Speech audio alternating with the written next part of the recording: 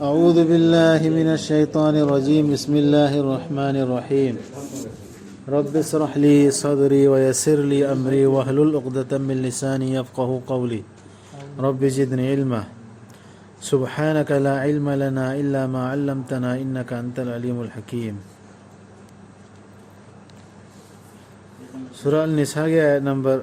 58 تجي page number 136 तसेंग नमक अल्लाह ना हुकुम तौबीरी नखोइदा अमानत मखोइगी मपुसिंगदा हंदुना पिथोकनबा अमसुंग नखोइना विचार तौबा मतमदा मीसिंगे मरक्ता वयल चुमना विचार तौनबा करिकेना हुकुम तौरिसे अनि से मीगी अमानत तो मपुदा पिथोकनबगी अदरगी अनि सुबदा विचार तौकांदा वयल चुमना तौनबा सिव विचार की वयल चुमदबसी यामना चटनरी हुजिक वे मरक से वयल चुमदबदई अल्लाह के अजाब लाइसे दुनिया शांति ओइद्रिसे ओंथोकना फजबनी अल्लाह ना नखोइदा ताकपीरिबसी तसेनमक अल्लाह दी मतम खुदिंगदा ताबनी उबनी ओ था जबसिंग याथंग इल्लु अल्लाह की अमसुंग याथंग इल्लु रसूल की अमसुंग नखोइगी नरकता हुकुम तौरिबसिंग अदुगी अदुगा नखोइना मोट खेनरबदी करिगुंबा अमगी मतांगदा मधु थांगलगु अल्लाह अमसुंग रसूलदा नखोइना थाजरबदी अल्लाह अमसुंग अरोइबा नुमितपु अदुना हेन्ना फबनी लिज्जत अमा ओइना अमसुंग हेन्ना फजबनी पोलोइदा अल्लाह ना हाइबि इल्लो रसूल ना हाइबि इल्लो अदोगी नखोइना थक्ता हुकुम तौबा ngamba लीडर दु निंगथौ ओइरो अमु ओइरो अखोइदी हुजिक अखोइ इंडिया दि कानान पाइरि संविधान की लो दो कॉन्स्टिट्यूशन की करीना अदुगी हुकुम इनगदमी इनगदमी अदरा माना कईगुंबा अगेंस्ट इस्लाम के अगेंस्ट आदि अल्लाह अमसुंग रसूल थांगत पतारे खेनरादी मागा इगा खेनरादी माना हरदो खेन अदु नतबिदा खेनतबिदा अतोप्पा सरकार ना हाइबे लीडर ना हाइबे इनगदमी इंदबी आदि इंदबी आदि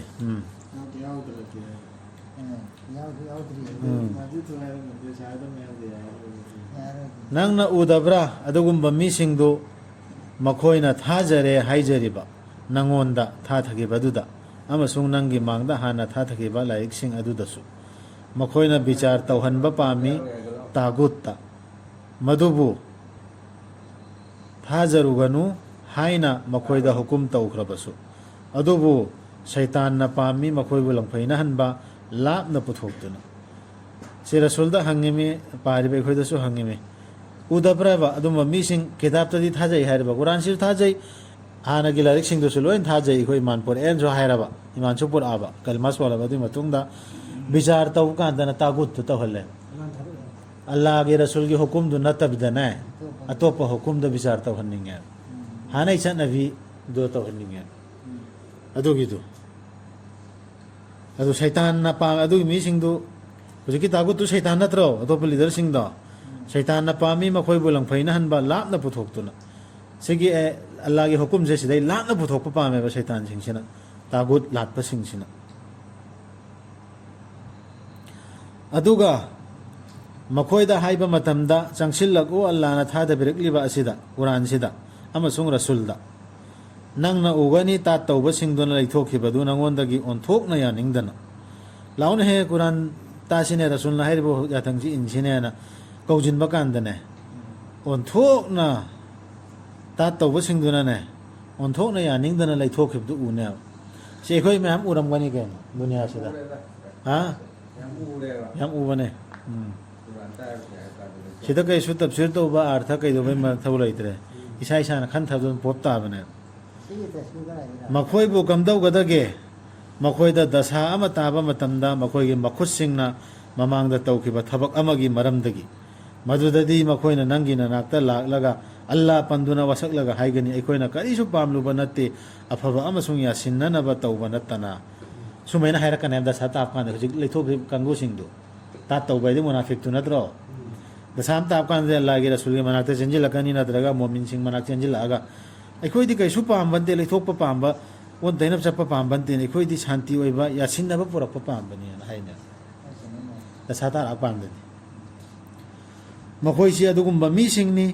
अल्लाह ना खंगबीरिबा ꯃꯈꯣꯏꯒꯤ ꯊꯃꯣꯏꯁꯤꯡꯗ ꯀꯔꯤ ꯂꯩꯕꯒꯦ ꯍꯥꯏꯕꯗꯨ ꯑꯗꯨꯅ ꯃꯈꯣꯏꯗꯒꯤ ꯂꯩꯊꯣꯔꯛꯎ ꯑꯗꯨꯕꯨ ꯃꯈꯣꯏꯗ ꯋꯥꯔꯛ ꯋꯥꯇꯦꯝꯗꯤ ꯇꯧ ꯑꯃꯁꯨꯡ ꯍꯥꯏꯌꯨ ꯃꯈꯣꯏꯗ ꯃꯈꯣꯏꯒꯤ ꯊꯃꯣꯏ ꯃꯅꯨꯡ ꯌꯧꯁꯤꯟꯒꯗꯕ ꯋꯥ ꯐꯖꯕ ꯋꯥꯍꯩꯅ ꯍꯥꯏꯌꯣ ꯍꯥꯏꯕꯅꯦ ꯃꯈꯣꯏꯗꯒꯤ ꯂꯩꯊꯣꯔꯛꯎ ꯍꯥꯏꯕꯗꯤ ꯃꯈꯣꯏ ꯐꯠꯇꯕ ꯂꯤꯆꯠꯇ꯭ꯔꯗꯤ ꯂꯩꯊꯣꯛꯑꯣꯕ ꯑꯗꯨ ꯃꯈꯣꯏꯗ ꯋꯥꯔꯛ ꯋꯥꯇꯦꯝ ꯇꯧꯕꯗꯤ ꯂꯦꯞꯄ ꯌꯥꯗꯦ ꯑꯐꯕ ꯋꯥꯗꯤ ꯑꯗꯨꯝ ꯍꯥꯏꯒꯗꯕ ꯃꯈꯣꯏ ꯊꯃꯣꯏꯗ ꯄꯥꯟꯒꯗꯕ ꯋꯥꯍꯩꯁꯦ ꯀꯨꯔꯥꯟꯒꯤ ꯑꯌꯥꯠ ꯅꯠꯇ꯭ꯔꯣ ꯁꯤ ꯅꯠꯇꯕ ꯑꯇꯣꯞꯄ ꯀꯔꯝꯕ ꯂꯩꯗꯧꯔꯃꯣ ꯑꯗꯨꯗꯤ ꯁꯤꯖꯤꯟꯅꯧ ꯍꯥꯏꯌꯣ ꯑꯩꯈꯣꯏꯅ ꯍꯥꯏꯗꯤ ꯑꯜꯂꯥꯍꯅ ꯔꯁꯨꯜ ꯑꯃꯠꯇꯕꯨ ꯊꯥꯈꯤꯕ ꯅꯠꯇꯦ ꯃꯥꯅ ꯍꯥꯏꯕ ꯋꯥꯗꯨ ꯏꯟꯅꯅꯕ ꯅꯠꯇꯅ ꯇꯨꯁꯤꯗ ꯃꯈꯥꯗ ꯀꯟꯐꯝ ꯇꯥꯔꯛꯑꯦ ꯃꯊꯛꯇ ꯍꯥꯏꯈꯤꯕ ꯋꯥꯍꯩꯁꯤꯡꯁꯤꯒꯤ ꯍꯥꯏꯗꯤ ꯑꯜꯂꯥꯍꯅ ꯊꯥꯈꯤꯕ ꯔꯁꯨꯜꯁꯤꯡꯁꯦ ꯑꯜꯂꯥꯍꯅ ꯍꯥꯏꯕ ꯋꯥꯗꯨꯈꯛ ꯏꯟꯅꯕ ꯅꯠꯇꯅ ꯑꯇꯩ ꯀꯔꯤꯝꯇ ꯅꯠꯇꯦ ꯑꯜꯂꯥꯍꯒꯤ ꯑꯌꯥꯕꯒ ꯂꯣꯏꯅꯅ ꯑꯗꯨꯁꯨ ꯑꯜꯂꯥꯍꯒꯤ ꯑꯌꯥꯕꯒ ꯂꯣꯏꯅꯅ ꯌꯥꯅꯔꯕ ꯀꯔꯥꯔ ꯑꯜꯂꯥꯍꯒꯤ ꯑꯌꯥꯕ ꯌꯥꯊꯪꯒ ꯂꯣꯏꯅꯅ ꯑꯜꯂꯥꯍꯅ ꯍꯥꯏꯕ ꯏꯟꯅꯕ ꯈꯛꯀꯤꯅꯦꯕ ꯔꯁꯨꯜ ꯊꯥꯈ꯭ꯔꯤꯕꯁꯤꯡꯁꯦ ꯁꯤꯗ ꯑꯗꯨꯝ ꯈꯪꯉꯣꯀꯣ ꯃꯈꯣꯏꯅ ꯃꯁꯥꯗ ꯑꯔꯥꯟꯕ ꯇꯧꯖꯔꯕ ꯃꯇꯨꯡꯗ ꯅꯪꯉꯣꯟꯗ ꯂꯥꯛꯇꯨꯅ ꯑꯜꯂꯥꯍꯗ ꯀꯣꯛꯄꯤꯅꯕ ꯅꯤꯕꯤꯅꯕ ꯍꯥꯏꯖꯔꯝꯂꯕꯗꯤ ꯍꯧꯖꯤꯛꯀꯤ ꯂꯩꯊꯣꯛꯄ ꯀꯥꯡꯕꯨꯁꯤꯅꯤꯀꯣ ꯔꯁꯨꯜꯗ ꯆꯪꯉꯛꯑꯒ ꯑꯩꯈꯣꯏ ꯁꯣꯏꯔꯨꯔꯦꯅ ꯍꯥꯏꯖꯔꯝꯂꯗꯤ ꯑꯜꯂꯥꯍꯗ ꯑꯩꯈꯣꯏꯗꯃꯛꯇ ꯑꯝꯇ ꯅꯤꯕꯤꯌꯣꯅ ꯍꯥꯏꯖꯔꯝꯂꯕꯗꯤ ꯑꯗꯨꯒ ꯔꯁꯨꯜꯅꯁꯨ ꯃꯈꯣꯏꯕꯨ ꯀꯣꯛꯄꯤꯅꯕ ꯍꯥꯏꯖꯔꯝꯂꯕꯗꯤ ꯃꯈꯣꯏꯅ ꯁꯣꯏꯗꯅꯃꯛ ꯐꯪꯂꯝꯒꯗꯕꯅꯤ ꯑꯜꯂꯥꯍꯕꯨ ꯅꯤꯡꯉꯝꯗꯅ ꯍꯟꯖꯤꯟꯖꯔꯛꯄꯕꯨ ꯌꯥꯕꯤꯕ ꯀꯟꯕꯤ ꯍꯩꯕ ꯑꯣꯏꯅ ꯂꯥꯛꯑꯃ ꯃꯥꯅ ꯏꯟꯀꯥꯔ ꯇꯧꯗꯅ ꯂꯩꯊꯣꯛꯎꯔꯁꯨ ꯇꯥꯒꯨꯠꯇ ꯕꯤꯖꯥꯔ ꯇꯧꯍꯜꯂꯨꯔꯁꯨ ꯑꯔꯥꯟꯕ ꯑꯆꯧꯕ ꯇꯧꯔꯨꯔꯁꯨ ꯍꯟꯖꯤꯜꯂꯛꯇꯅ ꯇꯣꯕꯥ ꯇꯧꯔ ꯑꯜꯂꯥꯍꯗ ꯅꯤꯡꯉꯝꯗꯅ ꯑꯣꯟꯁꯤꯜꯂꯛꯑꯒ ꯔꯁꯨꯜꯒꯤ ꯃꯅꯥꯛꯇ ꯆꯪꯁꯤꯜꯂꯛꯑꯕ ꯃꯣꯃꯤꯟꯁꯤꯡꯒꯤ ꯃꯅꯥꯛꯇ ꯆꯪꯁꯤꯜꯂꯛꯑꯕ ꯑꯩꯈꯣꯏꯗꯃꯛꯇꯁꯨ ꯗꯨઆ ꯇꯧꯕꯤꯌꯨ ꯑꯩꯈꯣꯏ ꯁꯨꯃꯥꯏꯅ ꯑꯣꯟꯅ ꯇꯩꯅꯔꯨꯔꯦꯅ ꯍꯥꯏꯖꯔꯛꯑꯗꯤ ꯑꯜꯂꯥꯍꯁꯤ ꯀꯣꯛꯄꯤ ꯍꯩꯕ ꯌꯥꯝꯅ ꯆꯥꯟꯕꯤ ꯍꯩꯕ ꯑꯣꯏꯅ ꯐꯪꯒꯅꯤ ꯑꯗꯨꯅꯗꯤ ꯇꯣꯕꯥ ꯇꯧꯕꯁꯤ ꯌꯥꯝ ꯗꯔꯀꯥꯔꯅꯦꯕ ꯁꯣꯏꯔꯨꯔꯁꯨ ꯅꯠꯇꯦ ꯅꯪꯒꯤ ꯔꯕꯅ ꯈꯪꯁꯅꯨ ꯃꯈꯣꯏꯅ ꯑꯁꯦꯡꯕꯒꯤ ꯑꯣꯏꯅ ꯊꯥꯖꯕ ꯍꯥꯏꯕꯗꯨ ꯑꯣꯏꯕ ꯌꯥꯔꯣꯏ ꯃꯈꯣꯏꯅ ꯅꯪꯕꯨ ꯍꯦꯛ ꯕꯤꯆꯥꯔ ꯇꯧꯍꯟꯗ꯭ꯔꯤꯐꯥꯎ ꯃꯈꯣꯏꯅ ꯌꯦꯠꯅꯔꯤꯕ ꯋꯥꯐꯝ ꯈꯨꯗꯤꯡꯃꯛꯇ ꯑꯗꯨꯒ ꯃꯁꯥꯗ ꯆꯤꯡꯅꯕ ꯑꯃꯐꯥꯎ ꯌꯥꯎꯗꯅ ꯊꯥꯖꯕ ꯍꯥꯏꯕꯗꯨ ꯑꯣꯏꯗ꯭ꯔꯤꯐꯥꯎ ꯅꯪꯒꯤ ꯕꯤꯆꯥꯔꯗꯨꯗ ꯑꯃꯁꯨꯡ ꯃꯀꯣꯛ ꯅꯣꯟꯗ꯭ꯔꯤꯐꯥꯎ ꯌꯥꯅꯤꯡꯅ ꯑꯍꯥꯟꯕ ꯑꯦꯌꯥꯠꯇꯨꯒ ꯁꯝꯅꯍꯜꯂꯣꯕ ꯁꯤ ꯔꯁꯨꯜ ꯊꯥꯈ꯭ꯔꯤꯕꯁꯤꯡꯁꯤ ꯑꯜꯂꯥꯍꯅ ꯍꯥꯏꯈ꯭ꯔꯤꯁꯤ ꯀꯔꯤꯒꯤꯅꯣ ꯁꯨꯞꯅꯒꯤ ꯑꯜꯂꯥꯍꯅ ꯍꯥꯏꯕꯗꯨ ꯏꯟꯅꯕꯒꯤꯗꯃꯛ ꯅꯠꯇꯅ ꯑꯇꯩ ꯅꯠꯇꯦ ꯑꯗꯨꯒꯤ ꯃꯇꯨꯡꯗ ꯁꯤ ꯂꯥꯛꯑꯦ ꯀꯔꯤꯑꯅ ꯍꯦꯛ ꯃꯈꯣꯏꯅ ꯌꯦꯠꯅꯔꯤꯕ ꯃꯈꯣꯏꯅ ꯈꯦꯠꯅꯔꯤꯕ ꯃꯣꯠ ꯈꯦꯠꯅꯔꯤꯕ ꯃꯌꯥꯝꯁꯤ ꯙꯔꯃꯒꯤ ꯃꯇꯥꯡꯗ ꯗꯤꯟꯒꯤ ꯃꯇꯥꯡꯗ ꯑꯣꯏꯔꯣ ꯗꯨꯅꯤꯌꯥꯒꯤ ꯃꯇꯥꯡꯗ ꯑꯣꯏꯔꯣ ꯈꯦꯠꯅꯔꯤꯕ ꯃꯌꯥꯝꯁꯤ ꯃꯔꯨꯑꯣꯏꯅ ꯗꯤꯟꯒꯤ ꯃꯇꯥꯡꯗ ꯑल्लाहꯒꯤ रसूलदा विचार तौहनबा अल्लाहगी लाइरिक्सिना विचार तौदौरिबा अदु तौहनद्रिफाव मखोय मोमिन थाजब मोमिन ओय सुबोय ओय मुस्लिम ओय रोय अदरे विचार तौरपदुदाने कुरान सिना विचार तौरपदा रसूल सिना विचार तौरपदा खितंग चिंगनबद फो यारोय असिबु करी विचार नो खितंग मुक्चि यारेंदि जगरा खितंग चिंगनखिबा माइ थमोयदा अदु फौदा यारोय मकोक नोंद्रिफाव अल्लाहगी आयासिदा विचार दुदा आई सिने लोइदमी सिने फैसला लोइदमी सोतो एनमे मतंग ओइरो तलाक की ओइरो निकाह की ओइरो अमानत सिनबगी ओइरो सिदा हाइरसे सेक्सिना फुल स्टॉप हे अल्लाह की विचार नि रसूल तम विचार दो सेक्सिने आना अदु मैंने मकोक नोन ना याद्रि फौ मुसलमान ओइदे बो सिमदि सेंगे को अदुगा अखोइना हुकुम तौरमलाबा मखोइदा आइदे अल्लाहना नथवाई सिंगदो थादोकु नत्रगा नयुम सिंगदगी थोखरो हाइना मधु मखोइना तौरमलोय मखोइगी मरक्तगी खरा खकना नत्तना सिगो ऑर्डर से अल्लाहना केगुम तौरमलाबा नथवाई थादो नखोय नत्रगा नयुम दे थादो ना तौरमलाम होय तौरमोय मखोइना तौरमलबदी मखोइदा तौ हाइना ताकपी खिबदु मधुना हेना फबा हाइबदु ओइरमगदबनी मखोइगी दमा अमसुंग खोंफम हेना चेसिनबा हाइबदु ओइरमगदबनी मखोइना अल्लाहगी हुकुमदु हे हाइरा हाइरपदु तौरमबा बांथोअमबा रसूलना हाइरा हाइबदु अदोइदि मखोइ खोंफम चेटपदु ओइगदमे अखोइना खोंफम चेलहनबियो काफिरसिंगी ममांगदा मनाक्ता ना दुआ तौद्रो या अल्लाह अखोइ गैरसिंगसि ममांगदा कोलफम चेना लेफनबियो होय तुंग हलनबिगनु अखोइ कुरान सिगी मयोक्ता खोंफम चेना लेफनबियो ओइसनु कुरानगी थबुक जिहाद तौबदा जेदु जेहर होन अब्दो कुरान सिगी मतंगदा दिनगी मतंगदा दुआ तौद्रने अदुइ दुआदु सिगी शर्त सेम लैत्रा अल्लाह के हुकुम से इल्ला मतुंग दनो खोंफम चेत तौरसी दुआ खक्ता तौबो खोंफम चेलहनबियो एना कप्तना अदुगा हुकुम दनो सुमिन इंदाबा इमुंग मनुंग लोय नान थोक्ता लैबा कराय दखा मै चेत तौर अल्लाह ना दुआ देना खोइन छु पाखुम बिरक बोइसनु हाइ अदुइ दुखन थबि आइसिदा ꯑꯗꯨꯒ ꯑꯩꯈꯣꯏꯅ ꯍꯥꯏꯗꯤ ꯑꯜꯂꯥꯍꯅ ꯁꯣꯏꯗꯅ ꯄꯤꯔꯝꯒꯗꯕꯅꯤ ꯃꯈꯣꯏꯗ ꯑꯜꯂꯥꯍꯗꯒꯤ ꯑꯆꯧꯕ ꯃꯅꯥ ꯑꯗꯨꯒ ꯍꯧꯖꯤꯛꯀꯤ ꯑꯣꯔꯗꯔꯁꯤꯡꯗꯨ ꯍꯥꯏꯕ ꯏꯟꯗꯅ ꯃꯈꯣꯏꯅ ꯆꯠꯂꯝꯃꯗꯤ ꯕꯤꯆꯥꯔ ꯇꯧ ꯍꯥꯏꯔꯤꯕ ꯔꯁꯨꯜꯅ ꯄꯨꯔꯛꯏꯕ ꯄꯣꯠꯁꯤꯅ ꯕꯤꯆꯥꯔ ꯇꯧꯔꯝꯃꯕ ꯑꯜꯂꯥꯍꯅ ꯁꯤ ꯇꯧ ꯍꯥꯏꯕꯗꯨ ꯈꯨꯗꯛꯇ ꯇꯧꯗꯅ ꯇꯧꯔꯝꯃꯗꯤ ꯃꯈꯣꯏ ꯁꯣꯏꯗꯅ ꯑꯜꯂꯥꯍꯅꯅꯦ ꯑꯆꯧꯕ ꯃꯅꯥ ꯄꯤꯒꯗꯕꯅꯦ ꯃꯈꯣꯏꯗ ꯑꯃꯁꯨꯡ ꯁꯣꯏꯗꯅꯃꯛ ꯑꯜꯂꯥꯍꯅ ꯂꯝꯖꯤꯡꯕꯤꯔꯝꯒꯗꯕꯅꯤ ꯃꯈꯣꯏꯕꯨ ꯆꯨꯝꯗ꯭ꯔꯤꯡ ꯆꯨꯝꯕ ꯂꯝꯕꯤꯗ ꯑꯗꯨꯗꯤ ꯑꯩꯈꯣꯏꯕꯨ ꯂꯝꯖꯤꯡꯕꯤꯌꯨ ꯏꯗꯤꯅ ꯁꯤꯔꯥꯇꯜ ꯃꯨꯁꯇꯀꯤꯝ ꯑꯁꯤ ꯅꯃꯥꯖꯗ ꯇꯣꯏꯅ ꯁꯣꯜꯂꯤꯝ ꯅꯠꯇ꯭ꯔꯣ ꯑꯩꯈꯣꯏ ꯍꯤꯗꯥꯌꯠ ꯄꯤꯅꯕꯤꯌꯨ ꯑꯆꯨꯝꯕ ꯂꯝꯕꯤꯗ ꯄꯤꯕꯤꯌꯨꯅ ꯑꯜꯂꯥꯍꯨꯝꯃ ꯍꯗꯤꯅꯥ ꯐꯤꯃꯟ ꯍꯗꯩꯠ ꯀꯔꯥꯅ ꯇꯔꯥꯋꯤꯗ ꯁꯣꯜꯂꯤꯕ ꯇꯍꯖꯨꯗꯇ ꯁꯣꯜꯂꯤꯕ ꯗꯨꯑꯥꯁꯤ ꯂꯝꯖꯤꯡꯕꯤꯌꯨ ꯍꯤꯗꯥꯌꯠ ꯄꯤꯕꯤꯌꯨ ꯍꯥꯏꯔꯤꯃꯦ ꯑꯗꯨꯒꯤꯗꯨ ꯁꯤ ꯍꯥꯏꯕ ꯏꯜꯂ ꯃꯇꯨꯡꯗꯅꯦ ꯆꯠꯂꯀꯥꯟꯗꯅꯤ ꯆꯠꯇꯕꯤꯗ ꯗꯨꯋꯥꯗꯨꯅꯗꯤ ꯁꯤ ꯑꯩꯒꯤ ꯃꯣꯠꯅꯤꯀꯣ ꯍꯣꯏ ꯗꯨꯋꯥꯗꯨꯅ ꯃꯥ ꯂꯝꯕꯤ ꯑꯐꯪꯕ ꯄꯨꯔꯥ ꯃꯥꯏ ꯑꯜꯂꯥꯍꯗ ꯀꯤꯕ ꯑꯣꯏꯕꯒꯤ ꯊꯃꯣꯏ ꯁꯦꯡꯅ ꯇꯧꯔꯗꯤ ꯑꯜꯂꯥꯍꯅ ꯄꯨꯁꯤꯟꯕꯤꯔꯛꯄꯗꯤ ꯌꯥꯏ ꯑꯗꯨ ꯄꯥꯔꯇꯤꯀꯦꯜ ꯌꯥꯎꯗ꯭ꯔꯒꯗꯤ ꯍꯥꯏꯕ ꯏꯟꯗ꯭ꯔꯒꯗꯤ ꯀꯃꯥꯏꯅ ꯇꯧꯅꯤ ꯑꯗꯨꯗꯤ ꯃꯥ ꯆꯨꯝꯗ꯭ꯔꯤꯡ ꯆꯨꯝꯕ ꯂꯝꯕꯤꯗ ꯁꯣꯏꯗꯅ ꯆꯪꯉꯛꯀꯗꯕꯅꯤ ꯑꯗꯨꯒ ꯑꯜꯂꯥꯍ ꯑꯃꯁꯨꯡ ꯔꯁꯨꯜꯒꯤ ꯌꯥꯊꯪ ꯏꯟꯕꯁꯤꯡꯗꯨ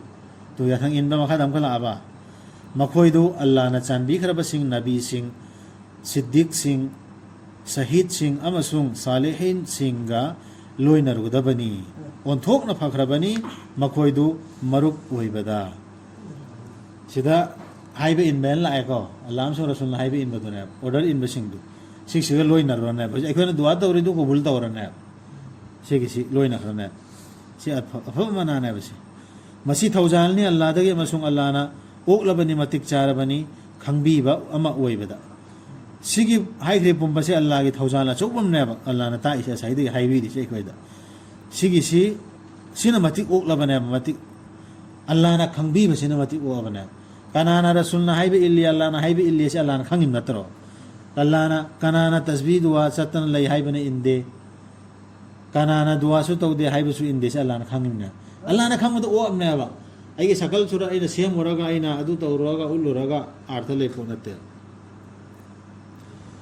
ꯑꯣ ꯊꯥꯖꯕꯁꯤꯡ ꯅꯈꯣꯏꯒꯤ ꯈꯨꯛꯎ ꯁꯦꯟꯐꯝ ꯊꯣꯛꯄꯗꯨ ꯀꯔꯤꯅꯣ ꯅꯈꯣꯏꯒꯤ ꯈꯨꯛꯎ ꯁꯦꯟꯐꯝ ꯊꯣꯛꯄꯗꯨ ꯁꯦꯜꯂꯨ ꯑꯗꯨꯒ ꯊꯣꯛꯎ ꯀꯥꯡꯕꯨ ꯅꯠꯇ꯭ꯔꯒ ꯊꯣꯛꯎ ꯄꯨꯂꯞ ꯄꯨꯟꯅ ꯒ꯭ꯔꯨꯞ ꯑꯣꯏꯅ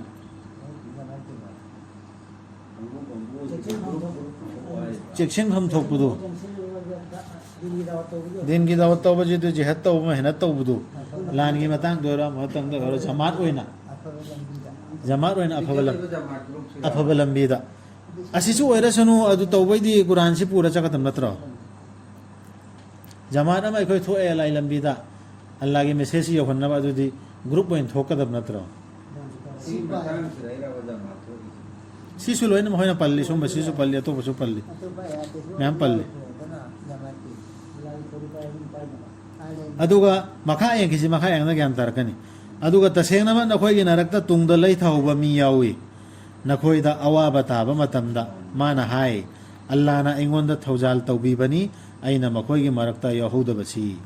ꯍꯧꯖꯤꯛ ꯑꯜꯂꯥꯍꯒꯤ ꯔꯁꯨꯜꯒꯤ ꯍꯨꯀꯨꯝ ꯑꯃ ꯂꯥꯛꯄ ꯑꯜꯂꯥꯍꯒꯤ ꯑꯣꯔꯗꯔ ꯑꯃ ꯂꯥꯛꯄ ꯄꯨꯟꯅ ꯊꯣꯛꯑꯣ ꯁꯨꯃꯥꯏꯅ ꯃꯨꯁ꯭ꯔꯤꯛꯁꯤꯡꯒ ꯊꯦꯡꯅꯈꯤꯕ ꯌꯥꯎꯏꯗꯅ ꯕꯗꯔꯗ ꯑꯍꯨꯠꯇ ꯑꯜꯂꯥꯍꯒꯤ ꯑꯣꯔꯗꯔ ꯂꯥꯛꯏ ꯅꯠꯇ꯭ꯔꯣ ꯊꯣꯛꯑꯣꯅ ꯑꯗꯨꯏꯗꯨꯅ ꯂꯩ ꯊꯧꯕꯁꯤꯡꯗꯨꯅ ꯍꯥꯏꯈ꯭ꯔꯤꯗꯨꯗꯤ ꯃꯩꯃ ꯑꯜꯂꯥꯍꯒꯤ ꯊꯧꯖꯥꯜꯅꯤ ꯑꯩꯈꯣꯏ ꯅꯠꯇ꯭ꯔꯗꯤ ꯑꯩꯈꯣꯏ ꯁꯤꯔꯝꯒꯅꯤ ꯃꯣꯏꯗ ꯆꯠꯂꯨꯅ ꯍꯥꯏꯕꯅꯤ ꯃꯥꯡꯉꯦꯗꯅ ꯍꯥꯏꯅ ꯑꯗꯨꯒꯤꯗꯨ ꯑꯜꯂꯥꯍꯅ ꯊꯧꯖꯥꯜ ꯇꯧꯕꯤꯕꯅꯤ ꯑꯩꯅ ꯌꯥꯎꯍꯧꯗꯕꯁꯤ ꯅꯈꯣꯏ ꯅꯔꯛꯇ ꯍꯥꯏꯅ ꯍꯥꯏꯌꯦꯕ ꯂꯩ ꯊꯧꯔꯤꯕꯁꯤꯡꯗꯨꯅ ꯇꯧꯕꯩꯗꯤ ꯑꯜꯂꯥꯍꯒꯤ ꯑꯣꯔꯗꯔ ꯑꯃꯒꯤ ꯃꯇꯨꯡ ꯏꯟꯅ ꯊꯣꯛꯀꯗꯕꯗꯨ ꯊꯣꯛꯇꯦꯕ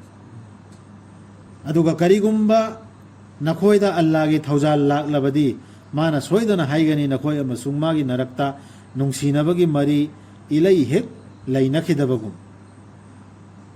ꯑꯩꯁꯨ ꯅꯈꯣꯏꯒ ꯂꯣꯏꯅꯔꯝꯂꯕꯗꯤ ꯐꯪꯖꯔꯝꯒꯗꯕꯅꯤ ꯑꯆꯧꯕ ꯀꯥꯟꯅꯕꯁꯤ ꯁꯨꯃꯥꯏꯅ ꯍꯥꯏꯌꯦꯕ ꯆꯠꯈ꯭ꯔꯤꯕ ꯊꯣꯛꯈ꯭ꯔꯤꯕ ꯃꯤꯁꯤꯡꯗꯨꯅ ꯀꯥꯟꯅꯕ ꯑꯃ ꯐꯪꯗꯅ ꯂꯥꯛꯑꯗꯤ ꯁꯨꯃꯥꯏꯅ ꯍꯥꯏꯌꯦꯕ ꯑꯗꯨꯅ ꯑꯜꯂꯥꯍꯒꯤ ꯂꯝꯕꯤꯗ ꯂꯥꯟ ꯊꯦꯡꯅꯁꯅꯨ ꯑꯥꯈꯦꯔꯠꯀꯤꯗꯃꯛ ꯇꯥꯏꯕꯪ ꯄꯨꯟꯁꯤꯕꯨ ꯌꯣꯟꯊꯣꯛꯆꯔꯤꯕꯁꯤꯡꯗꯨꯅ ꯑꯗꯨꯒ ꯀꯅꯥꯒꯨꯝꯕꯅ ꯑꯜꯂꯥꯍꯒꯤ ꯂꯝꯕꯤꯗ ꯂꯥꯟ ꯊꯦꯡꯅꯖꯔꯕ ꯑꯗꯨꯒ ꯃꯗꯨꯗ ꯃꯥꯕꯨ ꯍꯥꯠꯄꯤꯈ꯭ꯔꯕꯗꯤ ꯅꯠꯇ꯭ꯔꯒ ꯃꯥꯅ ꯖꯣꯏ ꯑꯣꯏꯖꯔꯕꯗꯤ ꯑꯜꯂꯥꯍꯅ ꯄꯤꯕꯤꯒꯅꯤ ꯃꯉꯣꯟꯗ ꯑꯆꯧꯕ ꯃꯅꯥ ꯑꯜꯂꯥꯍꯅ ꯊꯣꯛꯎ ꯔꯁꯨꯜꯅ ꯊꯣꯛꯎ ꯍꯥꯏꯕꯗꯨꯗ ꯊꯣꯛꯄ ꯀꯥꯡꯕꯨꯗꯨ ꯖꯣꯏ ꯑꯣꯏꯔꯛꯑꯒ ꯀꯥꯟꯅꯔꯦ ꯍꯥꯠꯄꯤꯈ꯭ꯔꯁꯨ ꯀꯥꯟꯅꯔꯦ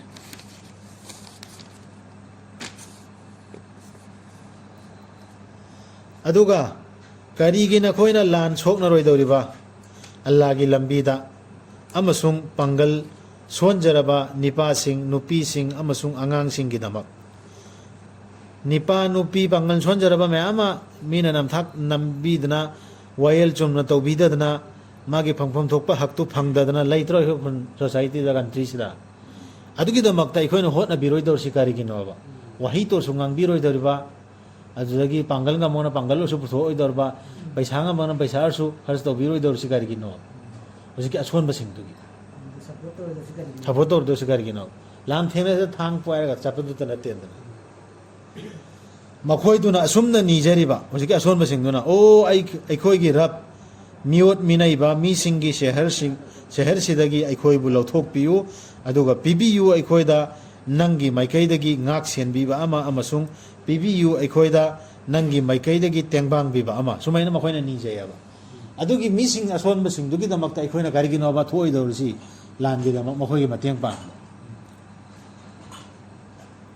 ꯊꯥꯖꯕꯁꯤꯡꯅ ꯂꯥꯟ ꯊꯦꯡꯅꯩ ꯑꯜꯂꯥꯍꯒꯤ ꯂꯝꯕꯤꯗ ꯑꯗꯨꯒ ꯊꯥꯖꯗꯕꯁꯤꯡꯅ ꯂꯥꯟ ꯊꯦꯡꯅꯩ ꯇꯥꯒꯨꯠꯀꯤ ꯂꯝꯕꯤꯗ ꯇꯥꯒꯨꯠ ꯑꯁꯤꯗꯤ ꯈꯪꯉꯦꯀꯣ ꯑꯥꯔꯊ ꯑꯜꯂꯥꯍ ꯅꯠꯇꯕ ꯑꯇꯣꯞꯄ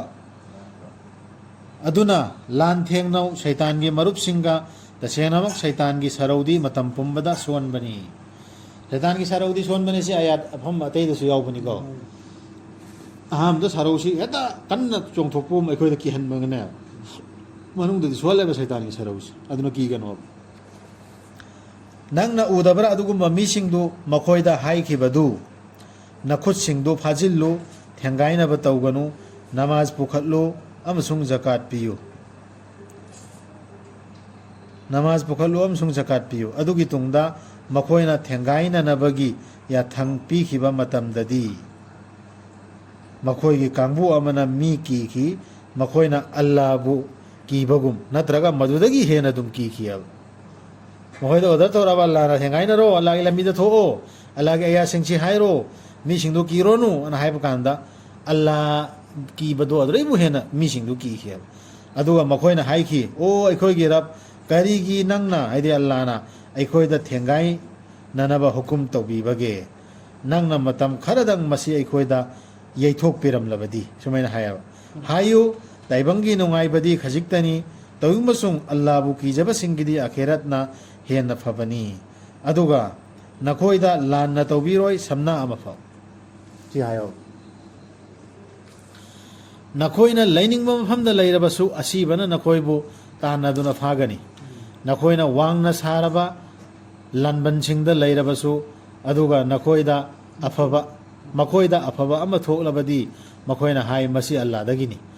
ꯇꯧꯏꯕꯁꯨꯡ ꯃꯈꯣꯏꯗ ꯐꯠꯇꯕ ꯑꯃ ꯊꯣꯛꯂꯕꯗꯤ ꯃꯈꯣꯏꯅ ꯍꯥꯏ ꯃꯁꯤ ꯅꯉꯣꯟꯗꯒꯤꯅꯤ ꯍꯥꯏꯗꯤ ꯔꯁꯨꯜꯗꯩꯅꯤ ꯅꯠꯇ꯭ꯔꯒꯅ ꯀꯨꯔꯥꯟꯁꯤ ꯄꯨꯔꯛꯏꯕ ꯃꯣꯟꯃꯤꯟꯗꯨ ꯀꯨꯔꯥꯟ ꯐꯣꯂꯣ ꯇꯧꯔꯨꯗꯩ ꯅꯪꯅ ꯆꯪꯁꯤꯜꯂꯛꯇꯕꯅꯤꯅ ꯑꯩꯈꯣꯏ ꯋꯥꯔꯤꯁꯦ ꯍꯥꯟꯅ ꯏꯄꯥ ꯏꯄꯨ ꯆꯨꯝꯗꯤꯡ ꯆꯠꯇ ꯂꯩꯔꯝꯃꯤꯁꯤꯅꯤ ꯍꯥꯏꯌꯦꯕ ꯍꯥꯏꯌꯨ ꯑꯐ ꯐꯠꯇ ꯈꯨꯗꯤꯡꯃꯛ ꯑꯜꯂꯥꯍꯗꯒꯤꯅꯤ ꯀꯔꯤ ꯇꯧꯔꯕꯒꯦ ꯃꯈꯣꯏꯁꯤꯒꯤ ꯃꯤꯁꯤꯡꯁꯤꯕꯨ ꯃꯈꯣꯏꯅ ꯋꯥꯔꯤ ꯑꯃꯐꯥꯎ ꯚꯥꯞ ꯇꯥꯕ ꯉꯝꯗ꯭ꯔꯤꯁꯤꯕꯣ ꯍꯗꯤꯁ ꯑꯃꯐꯥꯎ ꯃꯈꯣꯏꯅ ꯚꯥꯞ ꯇꯥꯕ ꯉꯝꯗ꯭ꯔꯤꯁꯤ ꯀꯔꯤ ꯇꯧꯔꯕꯅꯤ ꯑꯜꯂꯥꯍꯅ ꯍꯪꯉꯤ ꯑꯣ ꯃꯤꯑꯣꯏꯕ ꯅꯉꯣꯟꯗ ꯂꯥꯛꯄ ꯑꯐꯕ ꯃꯈꯩ ꯑꯗꯨ ꯑꯜꯂꯥꯍꯗꯒꯤꯅꯤ ꯑꯗꯨꯒ ꯅꯉꯣꯟꯗ ꯂꯥꯛꯄ ꯐꯠꯇꯕ ꯃꯈꯩ ꯅꯁꯥꯗꯒꯤꯅꯤ ꯃꯨꯍꯝꯃꯗ ꯁꯜꯂꯜꯂꯥꯍꯨ ꯑꯂꯩꯍꯤ ꯋꯁꯜꯂꯝ ꯑꯩꯈꯣꯏꯅ ꯅꯪꯕꯨ ꯊꯥꯈꯤꯕꯅꯤ ꯃꯤꯑꯣꯏꯕꯗ ꯔꯁꯨꯜ ꯑꯣꯏꯅ ꯑꯗꯨꯒ ꯑꯜꯂꯥꯍꯅ ꯑꯣꯛꯂꯕꯅꯤ ꯃꯗꯨꯒꯤ ꯁꯥꯈꯤ ꯑꯣꯏꯕꯗ ꯅꯪꯁꯤ ꯃꯦꯁꯦꯟꯖꯔ ꯑꯃꯅꯦ ꯄꯥꯎꯕꯨꯕ ꯑꯃꯅꯦꯕ ꯑꯗꯨꯒꯤ ꯁꯥꯈꯤ ꯑꯣꯏꯕꯗ ꯑꯜꯂꯥꯍꯅꯁꯨ ꯑꯣꯛꯑꯦꯕ ꯀꯅꯥꯒꯨꯝꯕꯅ ꯔꯁꯨꯜꯅ ꯍꯥꯏꯕ ꯏꯜꯂꯕꯗꯤ ꯃꯥꯅ ꯑꯜꯂꯥꯍꯅ ꯍꯥꯏꯕ ꯏꯟꯖꯔꯕꯅꯤ ꯑꯗꯨꯕꯨ ꯀꯅꯥꯒꯨꯝꯕꯅ ꯂꯩꯊꯣꯛꯈ꯭ꯔꯕꯗꯤ ꯑꯜꯂꯥꯍꯅ ꯅꯪꯕꯨ ꯊꯥꯕ ꯅꯠꯇꯦ ꯃꯈꯣꯏꯗ ꯉꯥꯛ ꯁꯦꯟꯕ ꯑꯣꯏꯅꯕ ꯔꯁꯨꯜꯗꯅꯤ ꯗꯥꯏꯔꯦꯛ ꯍꯥꯏꯔꯤꯁꯤꯀꯣ ꯔꯁꯨꯜꯁꯤꯒꯤ ꯗꯥꯏꯇ ꯀꯔꯤꯝ ꯂꯩꯇꯦ ꯁꯤ ꯑꯗꯨꯝ ꯇꯣꯏꯅ ꯌꯥꯎꯕꯅꯤ ꯀꯨꯔꯥꯟꯗꯀꯣ ꯃꯦꯁꯦꯖꯗꯨ ꯌꯧꯍꯟꯕꯇꯅꯦꯕ ꯂꯥꯛꯏꯁꯤ ꯔꯁꯨꯜ ꯊꯥꯔꯛꯏꯁꯤ ꯑꯗꯨꯒ ꯃꯈꯣꯏꯅ ꯇꯥꯠ ꯇꯧꯕꯁꯤꯡꯅ ꯍꯥꯏꯗꯤ ꯃꯨꯅꯥꯐꯤꯛꯁꯤꯡꯅ ꯍꯥꯏ ꯑꯩꯈꯣই ꯋꯥꯁꯛꯆꯔꯦ ꯍꯥꯏꯕ ꯏꯟꯅꯕ ꯇꯧꯕꯁꯨꯡ ꯃꯈꯣꯏꯅ ꯅꯉꯣꯟꯗꯒꯤ ꯊꯣꯛꯈ꯭ꯔꯕ ꯃꯇꯨꯡꯗ ꯃꯈꯣꯏꯒꯤ ꯀꯥꯡꯕꯨ ꯑꯃꯅ ꯑꯍꯤꯡ ꯋꯥ ꯈꯟꯅꯩ ꯅꯪꯅ ꯍꯥꯏꯈꯤꯕꯗꯨ ꯅꯠꯇꯕ ꯇꯧꯅꯕ ꯑꯜꯂꯥꯍꯅ ꯏꯁꯤꯟꯗꯨꯅ ꯊꯝꯂꯤ ꯃꯈꯣꯏꯅ ꯑꯍꯤꯡꯗ ꯇꯧꯈꯤꯕꯗꯨ ꯑꯗꯨꯅ ꯃꯈꯣꯏꯗꯒꯤ ꯂꯩꯊꯣꯔꯛꯎ ꯑꯃꯁꯨꯡ ꯑꯜꯂꯥꯍꯗ ꯊꯥꯖꯕ ꯊꯝꯃꯨ ꯑꯜꯂꯥꯍꯅ ꯑꯣꯛꯂꯕꯅꯤ ꯑꯁꯤꯟ ꯑꯔꯥꯡ ꯑꯣꯏꯕꯤꯕꯗ ꯔꯁꯨꯜꯒꯤ ꯃꯅꯥꯛꯇꯗꯤ ꯆꯪꯉꯛꯑꯦꯕ ꯀꯂꯤꯃꯥꯁꯨ ꯁꯣꯜꯂꯦ ꯂꯥ ꯏꯂꯥꯍ ꯏꯜꯂꯜꯂꯥꯍ ꯃꯨꯍꯝꯃꯗꯨ ꯔꯁꯨꯂꯨꯜꯂꯥꯍꯅ ꯑꯗꯨꯗꯩ ꯍꯥꯏꯕꯁꯨ ꯏꯜꯂꯅꯤꯅ ꯍꯥꯏꯔꯒ ꯌꯥꯅꯔꯦ ꯀꯔꯥꯔ ꯇꯧꯅꯔ ꯃꯇꯨꯡꯗ ꯂꯩꯊꯣꯛꯈ꯭ꯔ ꯃꯇꯨꯡꯗ ꯑꯍꯤꯡꯗꯅ ꯑꯇꯣꯞꯄ ꯋꯥ ꯑꯃ ꯈꯟꯅꯔꯨꯏꯑꯕ ꯔꯁꯨꯜꯒꯤ ꯑꯦꯒꯦꯟꯁꯇ ꯀꯨꯔꯥꯟꯁꯤꯒꯤ ꯑꯦꯒꯦꯟꯁꯇ ꯑꯗꯨ ꯃꯣꯏꯅ ꯈꯟꯅꯔꯨꯗꯨ ꯔꯁꯨꯜꯒꯤ ꯑꯦꯒꯦꯟꯁꯇ ꯈꯟꯅꯔꯨꯔꯦ ꯑꯗꯨ ꯃꯊꯛꯇꯗꯤ ꯑꯜꯂꯥꯍꯅ ꯍꯥꯏꯈ꯭ꯔꯦ ꯔꯁꯨꯜꯗꯤ ꯄꯥꯎ ꯌꯧꯍꯟꯕꯇꯅꯤ ꯅꯪꯒꯤ ꯗꯥꯏꯇ ꯅꯠꯇꯦꯅ ꯑꯗꯨꯗꯤ ꯗꯥꯏꯇ ꯂꯧꯗꯧꯔꯤꯁꯦ ꯃꯁꯥ ꯃꯁꯥ ꯅꯠꯇ꯭ꯔ ꯍꯧꯖꯤꯛ ꯑꯗꯨꯅ ꯃꯈꯣꯏꯗꯒꯤ ꯂꯩꯊꯣꯛꯑꯕ ꯍꯧꯖꯤꯛꯀꯤ ꯃꯤꯁꯤꯡꯗꯣ ꯃꯨꯅꯥꯐꯤꯛꯁꯤꯡꯗꯣ ꯑꯩꯈꯣꯏ ꯃꯔꯛꯇ ꯌꯥꯎꯗꯧꯔꯤꯕꯅꯤ ꯃꯨꯅꯥꯐꯤꯛꯁꯤ ꯀꯂꯃꯥꯁꯨ ꯁꯣꯟꯗꯧꯔꯤꯕꯅꯤ ꯃꯈꯣꯏꯅ ꯀꯨꯔꯥꯟꯁꯤꯗ ꯋꯥꯈꯜ ꯈꯟꯊꯗꯕ꯭ꯔꯥ ꯀꯨꯔꯥꯟꯁꯤ ꯋꯥꯈꯜ ꯈꯟꯊꯗꯕ꯭ꯔꯥꯅꯁꯤ ꯇꯣꯏꯅ ꯇꯣꯏꯅ ꯌꯥꯎꯕꯅꯤꯀꯣ ꯃꯁꯤ ꯑꯜꯂꯥꯍꯒꯤ ꯃꯅꯥꯛꯇꯒꯤ ꯅꯠꯇꯅ ꯑꯇꯣꯞꯄꯗꯒꯤ ꯑꯣꯏꯔꯝꯂꯕꯗꯤ ꯃꯈꯣꯏꯅ ꯁꯣꯏꯗꯅ ꯐꯪꯂꯝꯒꯗꯕꯅꯤ ꯃꯁꯤꯒꯤ ꯃꯅꯨꯡꯗ ꯀꯛꯅꯕ ꯀꯌꯥ ꯑꯃ ꯀꯨꯔꯥꯟꯁꯤꯗ ꯈꯟꯊꯗꯕ꯭ꯔꯥ ꯀꯔꯤꯒꯨꯝꯕ ꯑꯜꯂꯥꯍꯒꯤ ꯃꯅꯥꯛꯇꯒꯤ ꯅꯠꯇ꯭ꯔꯕ ꯁꯤꯒꯤ ꯑꯌꯥꯁꯤꯡꯁꯤꯗ ꯑꯃꯒ ꯀꯛꯅꯗꯅꯅꯦ ꯒ꯭ꯌꯥꯟ ꯇꯥꯔꯣꯏ ꯃꯤꯁꯤꯡꯁꯤ ꯑꯗꯨ ꯀꯨꯔꯥꯟꯗꯤ ꯀ꯭ꯂꯤꯌꯥꯔ ꯑꯣꯏꯗ꯭ꯔꯕꯗꯨꯅ ꯑꯗꯨ ꯁꯤꯒꯤꯁꯤ ꯑꯩꯈꯣꯏꯒꯤ ꯎꯝꯃꯠꯁꯤꯡꯁꯤꯗꯗꯤ ꯈꯪꯗꯕꯗꯩ ꯀꯨꯔꯥꯟꯒꯤ ꯑꯌꯥꯁꯦꯗꯨ ꯁꯣꯜꯂꯨꯗ ꯀꯣꯛ ꯉꯥꯎꯏꯅꯦ ꯀꯗꯥꯏꯗꯩꯅꯣ ꯑꯩꯈꯣꯏꯅ ꯈꯪꯉꯣꯏ ꯁꯤꯒꯤ ꯃꯌꯥꯝ ꯑꯃ ꯁꯤꯒꯤ ꯁꯥꯅꯤ ꯅꯨꯖꯨꯜ ꯀꯩꯒꯤ ꯑꯥꯔꯊ ꯌꯦꯡꯈꯤꯗꯕꯅꯤ ꯅꯀꯣꯛ ꯉꯥꯎꯅꯤ ꯁꯤꯗ ꯍꯥꯏꯔꯤꯁꯤꯅ ꯀꯔꯤ ꯁꯤꯗ ꯍꯥꯏꯔꯤꯁꯤꯅ ꯀꯔꯤ ꯌꯦꯡꯉꯨ ꯑꯃꯁꯤ ꯑꯃꯁꯤ ꯆꯥꯅꯕ꯭ꯔꯥ ꯍꯥꯏꯅ ꯃꯌꯥꯝꯅ ꯂꯨꯍꯟꯗꯅ ꯉꯥꯎꯍꯟꯗꯅ ꯒ꯭ꯌꯥꯟ ꯇꯥꯍꯟꯕꯟꯇꯤ ꯑꯗꯣ ꯑꯜꯂꯥꯍꯅ ꯍꯥꯏꯔꯤꯕꯅ ꯀꯨꯔꯥꯟꯁꯤ ꯎꯔꯨ ꯂꯩꯔꯒ ꯁꯟꯗꯣꯛꯅ ꯇꯥꯛꯑꯃꯤꯅ ꯍꯣꯏꯗ ꯒ꯭ꯌꯥꯟ ꯇꯥꯅꯅꯕ ꯑꯗꯨ ꯌꯧꯔꯛꯈꯤꯅꯤ ꯑꯌꯥꯠꯇ ꯑꯗꯨꯒ ꯃꯈꯣꯏꯗ ꯄꯥꯎ ꯂꯥꯛꯄꯗ ꯃꯤꯌꯥꯝꯒꯤ ꯁꯣꯏ ꯉꯥꯝꯗꯅꯕꯒꯤ ꯅꯠꯇ꯭ꯔꯒ ꯑꯀꯤ ꯑꯈꯪꯒꯤ ꯃꯈꯣꯏꯅ ꯃꯗꯨꯕꯨ ꯀꯣꯏꯁꯟ ꯍꯦꯛ ꯁꯟꯗꯣꯛꯏ ꯇꯧꯅꯤꯡꯕꯁꯨꯡ ꯃꯨꯅꯥꯐꯤꯛꯁꯤꯡꯒꯤ ꯂꯤꯆꯠꯅꯤ ꯍꯥꯏꯔꯤꯁꯤꯀꯣ ꯇꯧꯅꯤꯡꯕꯁꯨꯡ ꯃꯈꯣꯏꯅ ꯃꯗꯨꯕꯨ ꯄꯨꯔꯛꯂꯝꯂꯕꯗꯤ ꯔꯁꯨꯜꯗ ꯅꯠꯇ꯭ꯔꯒ ꯃꯈꯣꯏꯒꯤ ꯃꯅꯨꯡꯗꯒꯤ ꯑꯉꯝꯕꯁꯤꯡꯗ ꯁꯣꯏꯗꯅꯃꯛ ꯃꯈꯣꯏꯒꯤ ꯃꯔꯛꯇꯒꯤ ꯃꯗꯨꯒꯤ ꯂꯤꯈꯨꯟ ꯊꯤꯗꯣꯛꯄ ꯉꯝꯕꯁꯤꯡꯅ ꯄꯥꯎꯗꯨꯒꯤ ꯑꯁꯦꯡꯕꯗꯨ ꯈꯪꯂꯝꯒꯗꯕꯅꯤ ꯑꯜꯂꯥꯍꯒꯤ ꯊꯧꯖꯥꯜ ꯑꯃꯁꯨꯡ ꯃꯤꯅꯨꯡꯁꯤ ꯅꯈꯣꯏꯒꯤ ꯅꯊꯛꯇ ꯂꯩꯔꯝꯗ꯭ꯔꯕꯗꯤ ꯅꯈꯣꯏ ꯁꯣꯏꯗꯅꯃꯛꯀꯤ ꯁꯩꯇꯥꯟꯒꯤ ꯇꯨꯡ ꯏꯟꯈꯤꯔꯝꯒꯗꯕꯅꯤ ꯃꯤꯑꯣꯏ ꯈꯔꯈꯛ ꯂꯦꯝꯍꯧꯕ ꯅꯠꯇꯅ ꯃꯣꯏꯗ ꯄꯥꯎ ꯑꯃ ꯍꯦꯛ ꯂꯥꯛꯄꯒꯅꯦ ꯀꯣꯏꯁꯟ ꯍꯦꯛꯇ ꯁꯟꯗꯣꯛꯄ ꯆꯨꯝꯃꯤꯕ꯭ꯔꯥ ꯂꯥꯜꯂꯕ꯭ꯔꯥ ꯀꯨꯔꯥꯟꯁꯤꯗ ꯊꯤꯔꯨꯗꯕ ꯔꯁꯨꯜꯗ ꯍꯪꯉꯨꯗꯅ ꯅꯠꯇꯦ ꯀꯨꯔꯥꯟꯁꯤꯗ ꯊꯤꯔꯨꯗꯅ ꯆꯨꯝꯃꯕ꯭ꯔꯅꯦ ꯁꯤꯒꯤ ꯄꯥꯎꯁꯤꯕꯣ ꯑꯩꯅ ꯊꯤꯔꯨꯗꯕ ꯀꯨꯔꯥꯟꯗꯁꯨ ꯌꯦꯡꯉꯨꯗꯕ ꯔꯁꯨꯜꯗꯁꯨ ꯍꯪꯉꯨꯗꯕ ꯀꯣꯏꯁꯟ ꯍꯦꯛꯇ ꯁꯟꯗꯣꯛꯄ ꯑꯗꯨꯒꯤ ꯃꯈꯣꯏꯅ ꯁꯟꯗꯣꯛꯏꯕ ꯑꯔꯥꯟꯕ ꯃꯌꯥꯝꯗꯣ ꯑꯜꯂꯥꯍꯒꯤ ꯊꯧꯖꯥꯜ ꯅꯠꯂꯝꯗ꯭ꯔꯕꯗꯤ ꯃꯈꯣꯏ ꯁꯩꯇꯥꯟ ꯃꯇꯨꯡ ꯏꯟꯗꯅ ꯕꯔꯕꯥꯠꯇ ꯃꯥꯡꯈ꯭ꯔꯗꯕꯅꯦ ꯑꯗꯨꯕꯨ ꯑꯜꯂꯥꯍꯒꯤ ꯊꯧꯖꯥꯜ ꯂꯩ ꯑꯗꯨꯗꯩ ꯃꯈꯣꯏ ꯈꯔ ꯈꯛ ꯅꯠꯇꯅ ꯂꯦꯝꯁꯨ ꯂꯦꯝꯍꯧꯔꯣꯏꯕ ꯂꯣꯏꯅ ꯏꯟꯗꯅ ꯆꯠꯅꯈ꯭ꯔꯅꯦ ꯑꯜꯂꯥꯍꯒꯤ ꯊꯧꯖꯥꯜ ꯑꯃꯅꯦ ꯊꯧꯖꯥꯜꯗꯤ ꯀꯔꯤꯅꯣ ꯀꯨꯔꯥꯟꯁꯤ ꯅꯠꯇ꯭ꯔꯣ